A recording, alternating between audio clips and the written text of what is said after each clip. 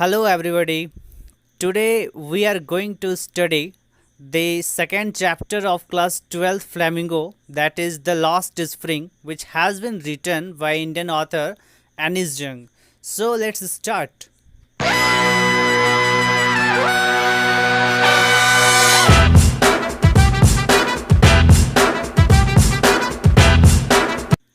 This is Anis Jung. She was born in Rourkela and she spent her childhood in Hyderabad.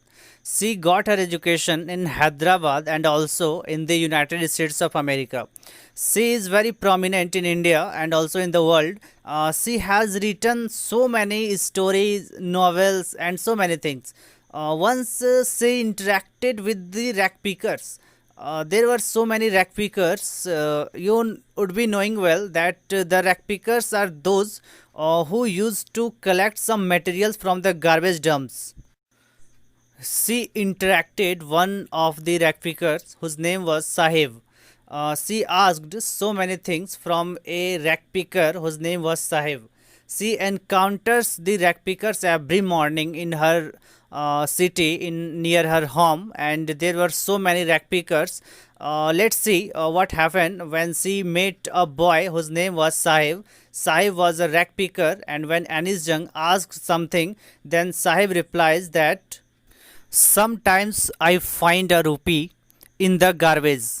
साहब एक छोटा सा बच्चा जो कि रैक पिकिंग करता है। रैक पिकिंग मतलब कि कूड़ा कचरे के ढेर में जो कुछ कुछ मटेरियल्स वे लोग ढूंढते थे, ऐसे बच्चे को रैक पिकर कहा गया है। मतलब ऐसे बच्चे को रैक पिकर्स कहते हैं। तो वो बच्चा जवाब देता है कि कभी कभी मुझे 1 रुपया मिल जाती है। क्या हुआ इसका मतलब कि वह बच्चा कभी कभी कोई प्लास्टिक या फिर लोहे की बनी वस्तुओं को वे उठा करके मार्केट में बेचते हैं और उनसे जो पैसे प्राप्त होते हैं, तो ऐसे ही शब्दों में, ऐसे ही भाषा में वे समझा रहे हैं, बता रहे हैं कि कभी कभी मुझे 1 रुपया मिल जाती है। ठीक है। The author would come across Saheb every morning. She always found him searching for something in a heap of garbage. One morning she asked him, "Why do you do this?" अर्थात कि ऑथर जो है एनिस जंग, वे ऐसे बच्चे को, यानी कि साहिब जैसे बच्चे को हर रोज़ वो देखती है अपने घर के पास। वो हमेशा देखती है कि ऐसे बच्चे कुछ ना कुछ खोजते रहते हैं, खास करके ऐसे जगह जहाँ पर बहुत ज़्यादा कूड़े कचरे हो, वहाँ पर जा कर के न जाने क्या क्या खोजते हैं। तो एनिस जंग को समझ में नहीं आया कि ऐसे बच्चे कूड़े कचरे के ढेर में क्या खोजते हैं, वे वहाँ क्या करते हैं। तो ऐसे ही बच्चे से वो हर रोज़ जब देखती है तो साहेब भी दिखा। एक रैक फिकर था जिसका नाम साहेब। वो पूछती है कि तुम क्या करते हो, ये सब क्यों करते हो, है ना। वो हमेशा पूछती है। एनिस जंग देखते रहती है, इसलिए एनिस जंग अभी पूछती है कि why do you do this, यानी कि बालक तुम ये सब क्यों करते हो, क्या वजह है कि ये सब करते हो और क्या करते हो इसमें। ठीक है। वह बच्चा जिसका नाम साहिब है, वह रिप्लाई क्या किया उन्होंने कि I have nothing else to do, मतलब मेरे पास करने के लिए कुछ नहीं है। तो एनिस जंग उनसे पूछती है कि if you have nothing to do then you must go to school, है ना, तुम्हें अवश्य स्कूल जाना चाहिए। But there was no school in his neighbourhood. ठीक है। वो बच्चा बोलता है कि मेरे पास करने के लिए कुछ नहीं है। तो एनिस जंग बोलती है तो जाओ स्कूल जाओ। बच्चा बोलता है कि मेरे अड़ोस पड़ोस अगल बगल दूर दराज कहीं पर भी कोई स्कूल नहीं है। तो एनिस जंग उनसे पूछती है, बताती है, she asked him weather he would study if she started school. Sahib was very happy. यानी कि एनिस जंग उनसे पूछती है कि क्या तुम स्कूल जाओगे अगर मैं स्कूल खोलूँगी, या फिर अगर मैं स्कूल अगर चालू करती हूँ तो क्या तुम आओगे स्कूल। तो यह चीज़ सुन करके साहिब को अति प्रसन्नता हुई, बहुत ज़्यादा वो खुश हुए। Sahib was very very happy to listen the words of Anees Jung. He said he would go to her school. यानी कि बच्चा बोलता है कि ऑफ कोर्स वह उनके स्कूल जाएंगे। ठीक है। साहेब जवाब देता है कि ऑफ कोर्स हम जरूर जाएंगे आपके स्कूल। ठीक है। But she did not intend starting a school in the near future. यानी कि एनिस जंग का ऐसा कोई इरादा नहीं है कि आने वाले समय में वे एक स्कूल खोले और ऐसे बच्चे को वे पढ़ाए, ऐसा कोई इरादा नहीं था। She realized what an impact her words spoken casually had on Sahib. यानी कि एनिस जंग बस ये देखना चाहते थे कि जो एनिस जंग जो बोली साहिब को ये बात कि तुम स्कूल जाओगे अगर मैं खोलती हूँ, तो ये अब बात यह जानने के लिए एनिस जंग पूछी कि इस बच्चे पर इस वर्ड का, इस सेंटेंस का क्या इम्पैक्ट पड़ता है, क्या प्रभाव पड़ता है। ठीक है, ये इम्पैक्ट जानने के लिए एनिस जंग उनसे पूछी। ठीक है, बस कैजुअली ऐसे ही पूछी। ठीक है, और दूसरी बात कि साहेब का जो पूरा नाम था साहेब आलम। ठीक है, एनिस जंग जब उनसे उनका नाम पूछती है, हर रोज़ जब देखती है, तो वो बच्चा एनिस जंग को जवाब देते हैं कि उनका नाम साहिब आलम है। साहिब आलम का मतलब होता है कि the Lord of the universe, यानी कि पूरे ब्रह्मांड का देवता। ठीक है, पूरे ब्रह्मांड के जो देवता होते हैं इन्हीं को हम लोग बोलते हैं लॉर्ड ऑफ द यूनिवर्स। तो साहिब को पता नहीं था कि साहिब आलम का क्या मतलब होता है। शायद अगर उस बच्चे को पता होता कि साहिब आलम का मतलब ब्रह्मांड का देवता होता है, यानी लॉर्ड ऑफ यूनिवर्स होता है, तो शायद उनको विश्वास नहीं होता कि अच्छा ऐसा भी होता है। But the poor boy wandered on roads along with other poor barefoot boys like him.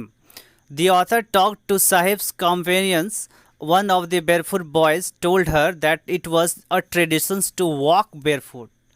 एनिस जंग देखती है उन बच्चों को कि वे ऐसे बच्चे थे जो बेयरफुट थे।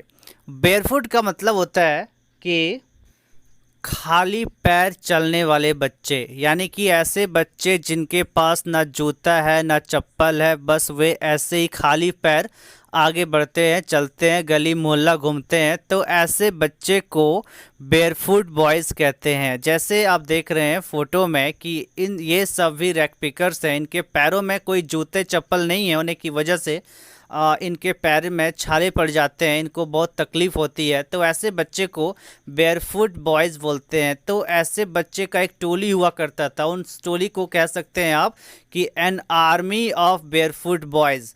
ठीक है, तो ऑथर उन लोगों से पूछती है, उनके कॉम्पेनियन से पूछते हैं। कॉम्पेनियन का मतलब उनके दोस्त।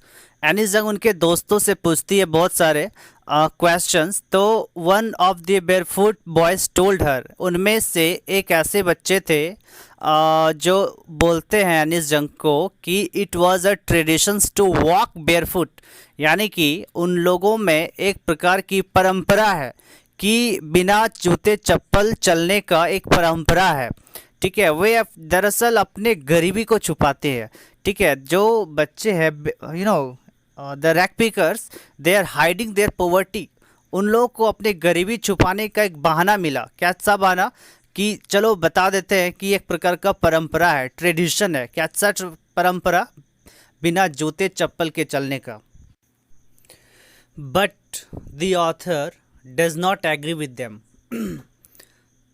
She asserts that a perpetual state of poverty is the real cause. Some children are lucky, their prayer to get shoes has been granted, but the ragpickers remain barefooted. The ragpickers live in Simapuri.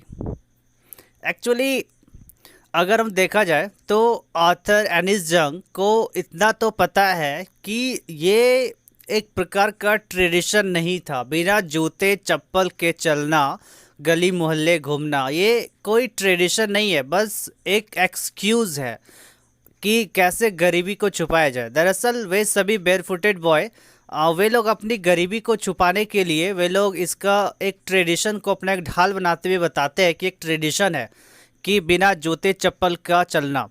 वे लोग चलते तो थे but they had lack of money, उनके पास पैसे की कमी था, और पैसे की कमी होने की वजह से वे लोग ऐसे बेयरफुटेड चलते थे। उन लोगों के पास बहुत समस्याएं हुआ करते थे। सम चिल्ड्रन आर लकी, कुछ बच्चे थे जो काफ़ी लकी थे, जो ऐसे लकी थे कि उनके पास जूते थे। लगता है गॉड ने उनके परमिशन, गॉड ने उनके विशेस को ग्रांट कर दिए थे। लेकिन ऐसे बहुत से रैक पिकर्स थे जो खाली पैर चलते थे। Simapuri is very close to Delhi, but there is a world of difference between the two places, like all other families of rag pickers. Sahib's family had come from Bangladesh in 1971. They came here because their homes and fields were destroyed by storms. They had nothing to live on. ठीक है, सीमापुरी जो है वो दिल्ली के काफ़ी close है। ठीक है, दिल्ली से कुछ ही दूरी पर सीमापुरी है, लेकिन आपको बता दें कि वो एक ऐसी दुनिया है जहाँ पर बिल्कुल डिफरेंट मिलेंगे आपको।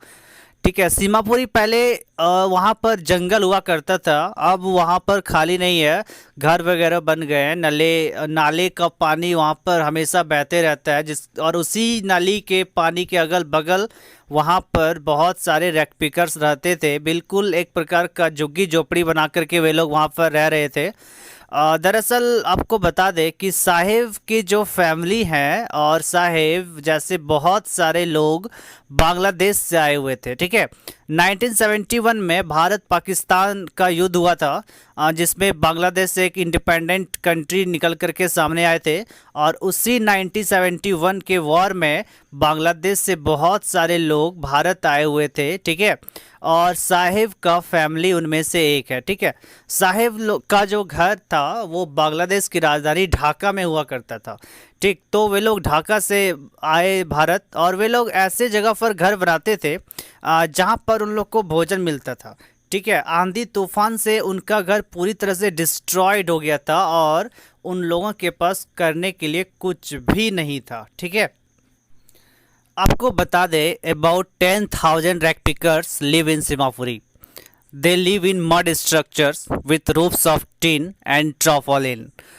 वहाँ पर लगभग 10,000, है ना, कितने पूरे 10,000 रैक पिकर्स की फैमिली रहा करते थे।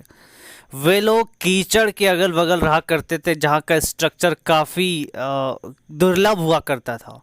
ठीक है, they lack all civic amenities like sewage and running water.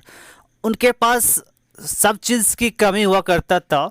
आपको बता दें कि they have voter identity card, उनके पास वोटर कार्ड था और राशन कार्ड था। ठीक है, this enables them to cast their votes and buy food. उनके पास वोटर कार्ड था जिसकी मदद से वे लोग वोट देते थे, और उन लोगों के पास राशन कार्ड हुआ करता था, और राशन कार्ड की मदद से वे लोग भोजन खरीदते थे। और आपको हम बता दें कि उन लोगों के पास कोई आइडेंटिटी नहीं था, भारत का कोई पहचान नहीं था। ठीक है, और उन लोग के पास they had no identity card. And सबसे पहले आपको बता दें कि सरवाइव करने के लिए फूड से ज़्यादा इम्पोर्टेंट फूड से ज़्यादा इम्पोर्टेंट आइडेंटिटी नहीं होता। ठीक है, food is more important than identity for survive life. Okay, they move about and pitch their tents wherever they can find food. जो रैक पिकर्स थे और उनके फैमिली, वे लोग ऐसे जगह पर अपना टेंट लगाते थे। टेंट का मतलब तंबू, जहाँ पर उन लोगों को भोजन मिलता था। ठीक है, rag picking is their sole means of earning a livelihood. अगर सीमापुरी में अगर जीवन जीना है तो रैक पिकिंग करना होगा। ठीक है, रैक पिकिंग जो है वहाँ का सबसे मेन इम्पॉर्टेंट पेशा था उन लोगों का। ठीक है, their main occupation was rag picking. Okay, Saheb used to stand outside a club.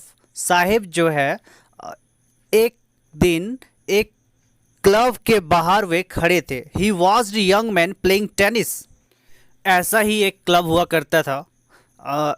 इस क्लब में कुछ लोग, है ना, यंग मैन टेनिस खेल रहे थे। टेनिस एक प्रकार का गेम है। साहिब उस गेम को बहुत ही ध्यानपूर्वक केयरफुली उस गेम को देख रहा था।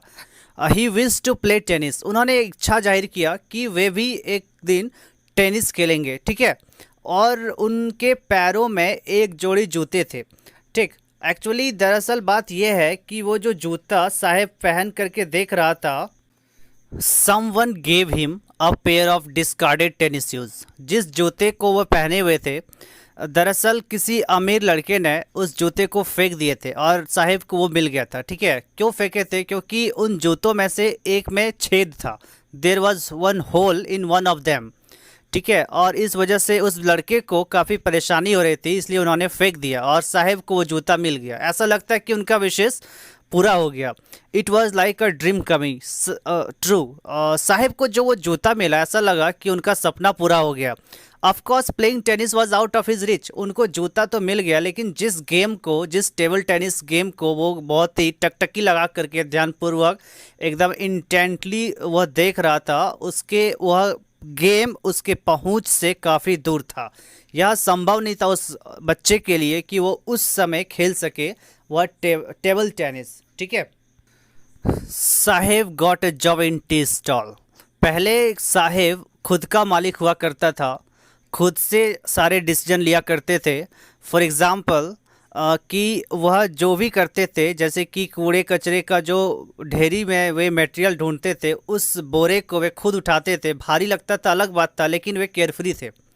ठीक है, वो बिल्कुल उनके पास फ्रीडम था। लेकिन अब जो है साहेब को एक नौकरी मिल गई, वह एक टी स्टॉल में काम करने लगे। ठीक है, टी स्टॉल का मतलब कि चाय का दुकान में वे काम करने लगे। ठीक, वह चाय की दुकान में काम करने लगे, है ना।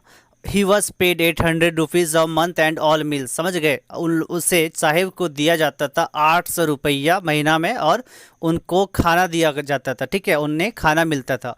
Perhaps he was not happy. वह बिल्कुल खुश नहीं था, शायद वह बिल्कुल खुश नहीं थे, क्योंकि he had lost his care free he had lost his care free life, क्योंकि उन्होंने अपना पूरा का पूरा केयर फ्री लाइफ को ही खो दिए थे। ठीक है, बच्चे थे, काम करते थे, एक बोरा ही उठाते थे, लेकिन उनके पास फ्रीडम था, वे केयर फ्री थे, अपने मन का मालिक थे, अपने मन का राजा थे। जो चाहते थे वो करते थे, जहाँ चाहते थे वहाँ जाते थे। लेकिन अब जो है वह लड़का यानी साहेब अपना खुद का मास्टर नहीं रहा। He was no longer his own master. ठीक है, अब वह खुद का मास्टर नहीं रहा, क्योंकि साहेब कहीं काम करने लगे। साहेब को चाय की दुकान में जॉब मिल गई, 800 रुपया दिया जाता था। He was no longer his own master. ठीक है, अब वह अपना खुद का मास्टर नहीं रहे ज़्यादा दिनों तक। अब बस उनको पैसे दिए जाते थे, किन्हीं के अंदर वो काम करते थे। ठीक है, किसी के अंडर वे काम करते थे। कौन? साहेब। ठीक है, यह हमारे वीडियो का अंत। आज द लॉस्ट स्प्रिंग का जो फर्स्ट पार्ट है उसको मैंने आज एक्सप्लेन किया। दरअसल ये एक प्रकार का समरी है। ठीक है, this is a kind of summary. ठीक, अगर आपको समझ में आया हो ये story that is lost spring, अगर आप कुछ समझे तो I request that please subscribe, because it is very important to subscribe. And now जाते जाते आप लोगों को एक थॉट में बताकर जाता हूँ। ठीक है, ध्यान से सुनिएगा। ठीक, अपनी ऊर्जा सुनिएगा, अपनी ऊर्जा को चिंता करने में खत्म करने से बेहतर है कि इसका उपयोग समाधान ढूंढने में करो। ठीक है, अर्थात कि जो आपके पास एनर्जी है उसे वरी यानी कि चिंता करने से आपको पता होगा ऊर्जा खत्म होती है। इसलिए अपनी ऊर्जा को चिंता करने में खत्म करने से बेहतर है कि इसका उपयोग आप उस चिंता को समाधान उस चिंता का समाधान ढूंढने में निकालें। ठीक है, okay, have a nice day, I will see you soon.